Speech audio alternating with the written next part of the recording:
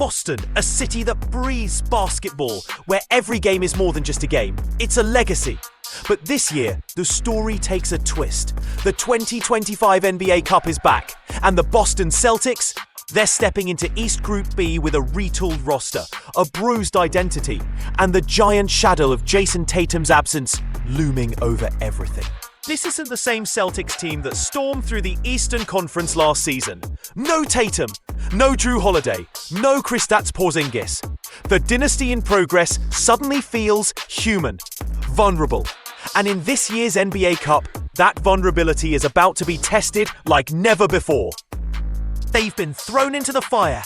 The Philadelphia 76ers, the Orlando Magic, the Brooklyn Nets, and the Detroit Pistons, all waiting to smell blood in the water. 4 group stage battles that could define Boston's early season identity. 4 chances to prove or collapse. Today, we're breaking down each matchup, predicting how the Celtics will fare, and looking at what this cup means for the Green Team's future in the 2025-26 campaign. Stick around, because this story, it's got injuries, rivalries, revenge, and maybe redemption. The NBA Cup, still new to the league, but already a proving ground. A tournament within the season. Bragging rights, extra cash, and an early marker of who's built for the grind. Last year, Boston was blessed with one of the softest group draws. Hawks, Wizards, Cavaliers, Bulls, and still they couldn't make it out of the group stage. 3 wins, 1 loss, and yet no knockout round. A bitter pill for a team that prided itself on execution. But here's the thing. That Celtics team had Jason Tatum leading the charge. They had their full arsenal. This year, they're stepping onto the court wounded, patched together, and leaning heavily on Jaylen Brown, Derek White, and Peyton Pritchard to carry the load. It's Halloween night in Philadelphia, and honestly, both these teams feel like they're wearing costumes. Boston without Tatum.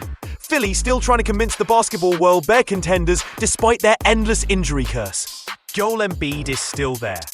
Tyrese Maxey is blossoming into one of the most exciting guards in the East. They've even got Paul George now.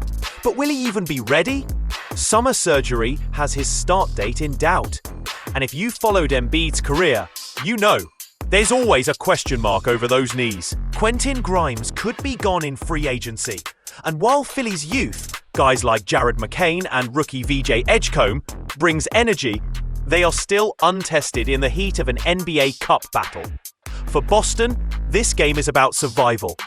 Derek White's steady leadership, Pritchard's spark off the bench, and Jaylen Brown's ability to put the team on his back. This version of the Celtics can still grind out wins, but they'll need to slow the pace, force turnovers, and make Philly uncomfortable. If Embiid and George suit up healthy, advantage Sixers. But if one or both sit, Boston steals it. And given Philly's track record, if there's one team Boston didn't want to see early in this tournament, it's Orlando. Last postseason, the Magic took Boston to a physical limit, dishing out hard fouls, jawing after whistles, and playing every possession like it was personal. Boston still won that first round series in 5 games, but the tone, it was nasty. And the Magic, they've only gotten better. Desmond Bane now joins Paolo Banchero and Franz Wagner, giving Orlando a lethal mix of size, scoring, and toughness. They didn't lose any key pieces, meaning chemistry is intact. And let's not forget, the Kia Center has been a nightmare for the Celtics. They haven't won a regular season game there since 2022.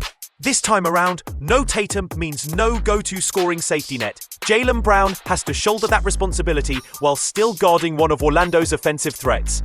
That's a lot to ask. This is a matchup where Orlando's youth, length, and shooting depth could overwhelm Boston's thinner rotation. And honestly, if there's an upset brewing in Group B, it's right here. Brooklyn is in transition. They brought in Michael Porter Jr., lost Cameron Johnson, and they're still waiting for a true franchise star to emerge. Head coach Jordi Fernandez is getting the most out of his young core. But against a team like Boston, even a weakened one, it's still a tough ask. Porter Jr. can space the floor, but without another all-star, Boston's defensive schemes can shut him down. Brown, White and Pritchard should have too much experience and discipline for the Nets to handle. Expect Boston to push tempo in this one, forcing Brooklyn's younger players into mistakes. This is the one that feels dangerous. Detroit hasn't been relevant for years, but that might be changing. Cade Cunningham is an all-star now. Jaden Ivey returns from injury, Tobias Harris is steady, and Ausar Thompson is the kind of ceiling Pistons fans dream about. Yes, Malik Beasley's off-court gambling mess is a distraction, but the Pistons' core is healthy and hungry. They've already snapped a 3-year losing streak to Boston, and they did it in blowout fashion last time. Boston's missing star power here is glaring. Without Tatum, Holiday and Porzingis, the Celtics lack the interior presence to dominate the paint. And that's where Cunningham and Ivey can do damage. This could be Detroit's statement win in Group B. So where does that leave the Celtics? I've got them going 2-2 in Group B. Wins over the Sixers and Nets. Losses to the Magic and Pistons. That's not bad for a team missing its best player and retooling on the fly. But it's likely not enough to advance. And maybe that's okay. This NBA Cup isn't just about the trophy for Boston. It's about figuring out what they are without Tatum. It's about seeing if Jaylen Brown can be the guy. It's about giving Derek White and Peyton Pritchard bigger roles now. So when the playoffs roll around and Tatum's back, this team is battle-tested.